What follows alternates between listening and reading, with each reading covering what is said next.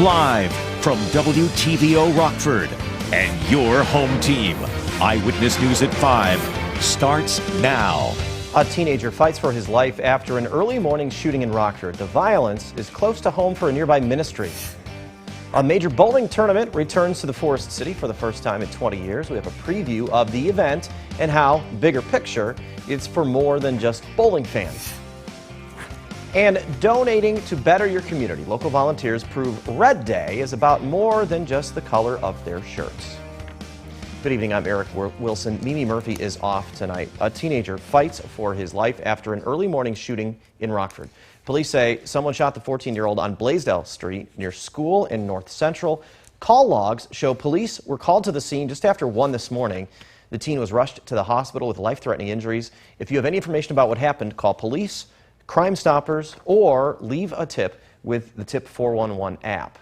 That shooting happened near Victory Outreach Church of Rockford. Church leaders spoke out about the violence happening all over the city, specifically with Rockford's youth.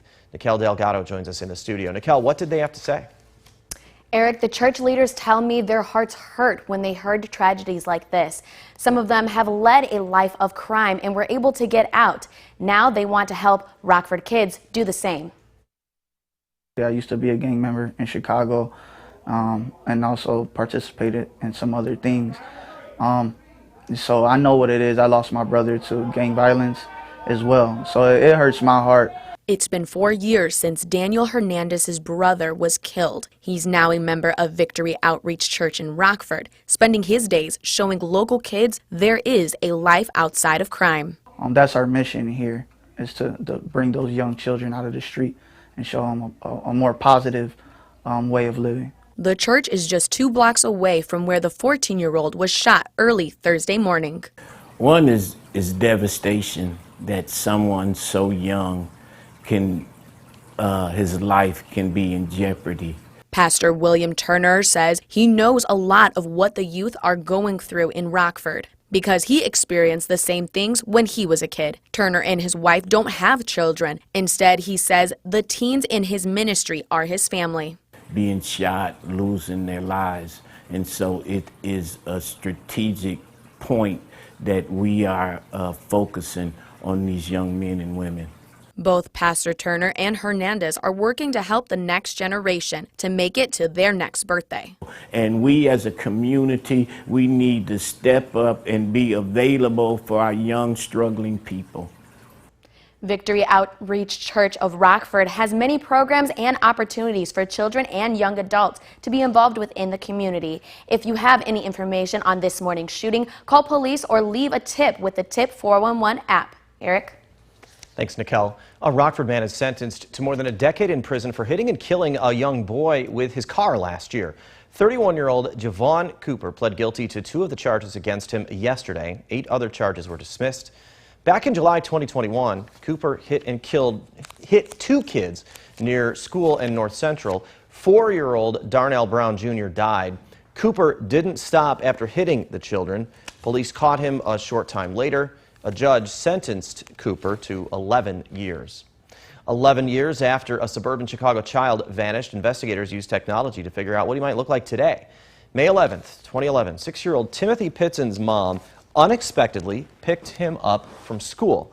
3 days later, police found Amy Pitzen dead in a Rockford motel. They believe Amy committed suicide. She left a note that said Timothy would be taken care of. There was never any sign of him. The National Center for Missing and Exploited Children created an age progression image of what 17-year-old Timothy may look like. If you have any information regarding this case, call police. State Line's home to a major women's bowling tournament, back for the first time in 20 years. The Rockford Open kicked off at Cherry Bowl today. It's the first event of the Professional Women's Bowling Association Tour. 80 of the best pro bowlers are in town, competing from 25 states and 10 different countries. There was a qualifying round last night. The tournament's expected to bring in almost 1,500 visitors to the area and tens of thousands of dollars. And people started arriving on Tuesday. So they're spending the nights in the hotels from Tuesday to Sunday or Monday until they go off to their next tour stop. So our hotels are seeing a lot of business, and hopefully our restaurants and other sites and attractions will see an increase this weekend because of this tournament. The tournament ends Sunday and will be live streamed. For the link to that live stream, check out this story at mystateline.com.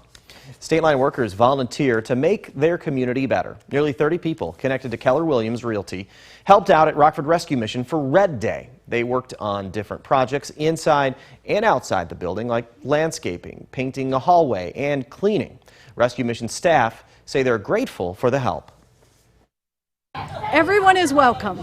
The rescue mission has been around for almost 60 years, very dependent on volunteers. It's always been, and people have always been so giving, and this is just an example of it. Red Day stands for Renew, Energize, and Donate. It falls on the second Thursday of May each year. A Rockford event honors those who go above and beyond for our community. The Rockford-area Council, the Boy Scouts of America, held its annual Legacy of Service Awards luncheon. Members of a community and volunteers members of a committee and volunteers pick the honorees. Keynote speakers included both Rockford Police Chief Carla Redd and Fire Chief Michelle Pankow. Gigi's Playhouse was recognized. Gigi's executive director calls it an honor. Gigi's Playhouse has only been around for 11 years in Rockford, but we like to think that we do our part in helping to spread a message of acceptance and in being a great support for individuals with Down syndrome in our community. Rockford Public School District teacher Mustafa Abdal was also honored. A Janesville family has a lot to be happy about. This is Ginger. She was stolen more than 5 years ago, but the pup and her family are now back together. Earlier this month, the Beloit Police Department posted a picture on Facebook of a stray dog they found. She was later brought to the Humane Society of Southern Wisconsin. The stray turned out to be Ginger. They said when her dad showed up to the shelter, there was no mistaking the two were family. We'll hear from Ginger's family about their excitement to finally having her home tonight at 9 and 10. The U.S. hits a grim milestone in the battle against COVID, coming up what the president's trying to do to combat the number of lives lost from the COVID pandemic. And new at 6, more issues with buses. Rockford Public Schools once again drops routes. I'll tell you how to find out if your child will have a ride next week. And we're still tracking the heat and humidity, really high levels right now. There's a heat advisory that's in effect for our west areas. When that is going to finally subside, I'll have that in just a little bit. You're watching Eyewitness News, your home team with Eric Wilson, Mimi Murphy, Scott Leber, and Chief Meteorologist Candace King. 1 million lives lost. That's how many Americans COVID is blamed for killing. The Biden administration uses the milestone to push for more funding. Alexandra Limon explains how supporters say it could help as she keeps you connected to the nation's capital. The United States surpassed a sad milestone. 1 million COVID deaths. 1 million empty chairs around the family dinner table. President Biden ordered flags to fly at half-staff to commemorate the lives lost. Around the world, many more millions have died. Millions of children have been orphaned. And with thousands still dying every day, now is the time for us to act. To help the worldwide fight against the pandemic, President Biden announced the U.S. will share its vaccine technology and also help to improve access to rapid testing and antiviral treatments. The president says it's only a matter of time until the next variant or the next pandemic. It's not a question of if, it's a question of when.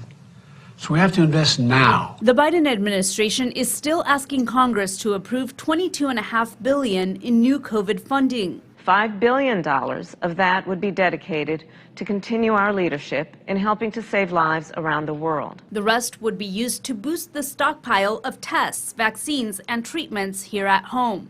The majority of states around the country are currently reporting an uptick of COVID cases, with some areas also seeing more hospitalizations. But so far, Republicans are blocking new COVID funding. Well, because they won't allow us to reimpose health and security measures at the border. In Washington, Alexandra Limon. Republicans say they won't approve additional COVID funding unless the Biden administration extends Title 42. That's the health measure put into place by the Trump administration, which stopped some from seeking asylum here in the U.S. due to the pandemic. Ukraine's top prosecutor announces plans for the first war crimes trial against a Russian soldier. The 21-year-old sergeant is charged with shooting and killing a 62-year-old unarmed civilian back in February. Ukraine says the man was just pushing his bike down a road when he was shot. The soldier is in custody and faces life in prison. There are more than 5,000 cases connected to war crimes and crimes of aggression since the war started. The weather here in the state line is on repeat this week. 90-plus days that feel closer to 100 in some places. When we come back, Savannah will tell us when we'll get a break from the heat and the humidity.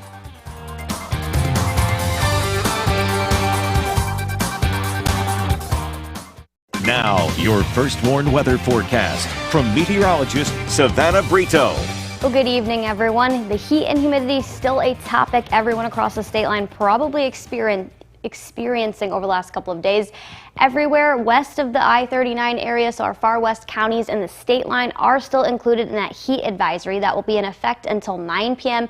There's also an air quality alert kind of by the Milwaukee area that will be in effect until 11 p.m. tonight.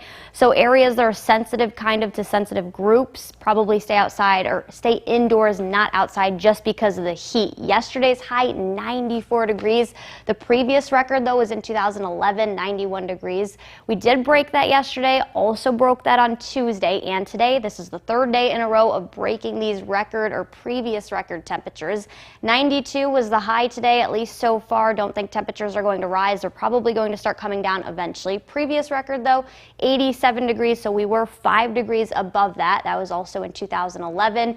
Tomorrow's forecasted high for Friday, 88 degrees, and the record was back in 1991, also of 88 degrees. So we could either break that or at least going to tie that, get very close to that once we're getting into tomorrow. So it's not letting up the heat and humidity yet, but we are going to start to feel temperatures come back to a more seasonal level as early as the second half of your weekend on Sunday.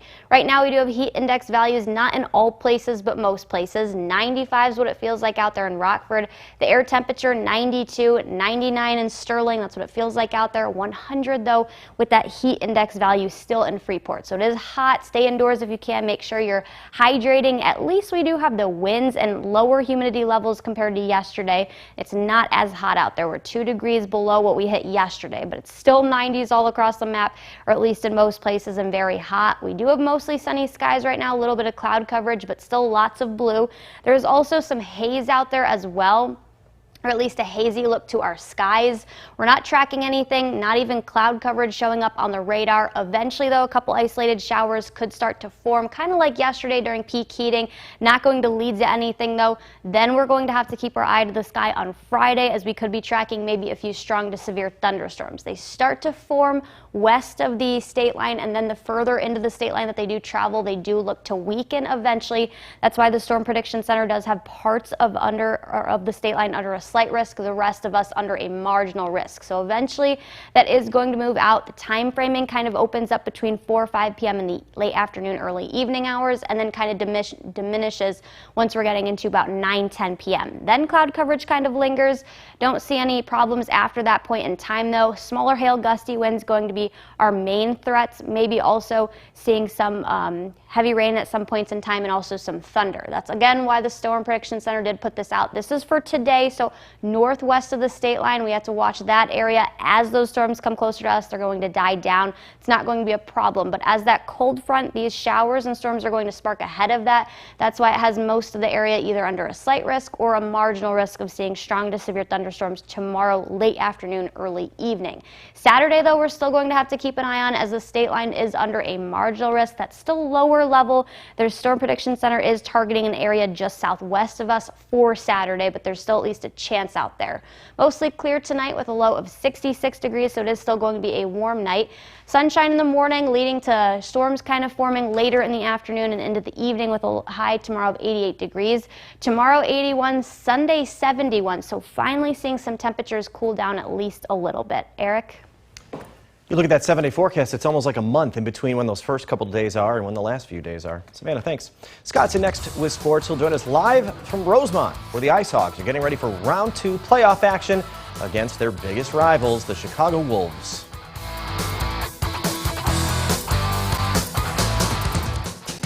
Now sports with sports director Scott Leber. The IceHogs are ready for another big dose of playoff hockey here tonight at Allstate Arena in Rosemont. They open up their playoff series against the Chicago Wolves. This is a best-of-5 series, and sweeping the Texas Stars in 2 games, that's quite an achievement, but it's going to take an even greater effort to knock off the Chicago Wolves. The Wolves finished the regular season with by far the best record in the entire American Hockey League. They have 2 first-team All-League forwards. One is the league's leading scorer. The other one led the league in goals. And they have a lockdown defense. The Wolves allowed the fewest goals in the league. But the IceHogs won't be psyched out by this team. During the regular season, the Hogs won 8 of their 12 head-to-head matchups. There are no secrets between these teams after 12 games. They know each other well, but both teams will probably change some things up throughout the course of this series.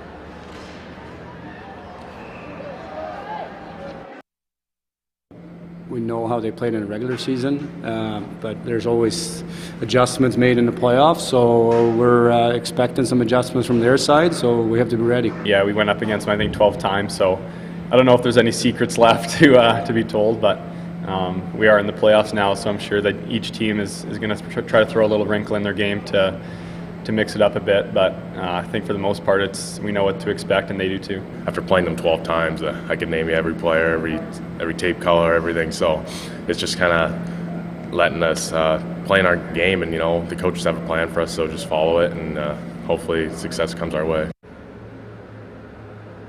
So it's game 1 here tonight. Game 2 will also be here at Allstate Arena Saturday night at 7 o'clock. Then they'll all head to the BMO for Sunday's game 3. That will be a 4 o'clock start. In baseball tonight, the White Sox will be hosting the Yankees. The Cubs have the night off. The NFL will be releasing its schedules for this season later tonight, but the Packers' schedule has already leaked out, at least most of it. Here are some of the highlights. They are going to be in Week 2 hosting the Bears on Sunday night. In Week 5, they'll play the Giants in London. That'll be an 8:30 in the morning Central Time start. In Week 15, the Pack will host the Super Bowl champion Rams on a Monday night. And Christmas Day, they'll play a noon game against the Dolphins in Miami. Forget about a Triple Crown winner this year. The owner of Kentucky Derby winner Rich Strike says the colt will not run in the Preakness Stakes. Instead, they'll give Rich Strike some time to rest and recover. The colt will be entered in the Belmont Stakes on June 11th. But here tonight in Rosemont, it's all about hockey. IceHogs Wolves Game 1. We'll have your highlights tonight at 10 o'clock. For now, we'll be right back.